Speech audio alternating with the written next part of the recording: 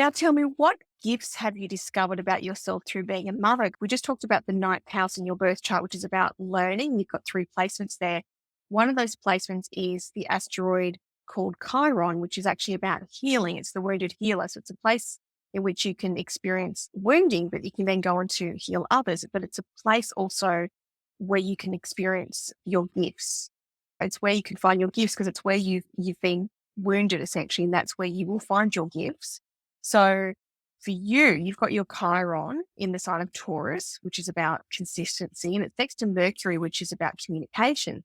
So I'm looking at your birth chart going, I think a gift for you is the gift of communicating in a calm and steady manner. Am I hitting on a nerve there? I wish the people listening to this podcast could see what I've written in preparation for this podcast because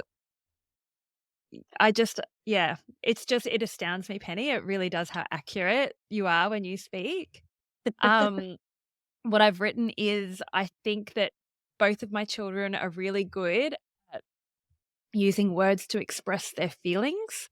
Yeah. And when they need comfort, they aren't afraid to speak to somebody that they trust. And I hope that that's something that I've taught them, that they can feel safe and that they can communicate with someone they trust, and then that really helps Yeah. to speak in that way. Mhm. And interestingly, you mentioned about where you've been traumatized. That's I can't remember the exact words you used, but Yeah, yeah. that's where It's your gifts wounding, yeah. lie. Yeah. And my mum, like she is, you know, by all means, she loves me a lot, but I've never heard her apologize. She's not one to talk about feelings. Yeah. It doesn't happen. So I understand I that. had never, I'd never put that together. But now that you've said it, oh my gosh, how true it is. Mhm.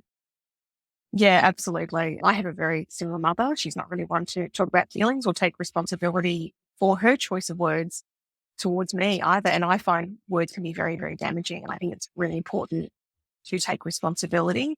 Yeah, there's the gift that you've gotten around your communication, which for you is communicating in a calm and steady manner. And I think your kids would really benefit from the gift that you've received as a result of the wounding that you've experienced. Wow.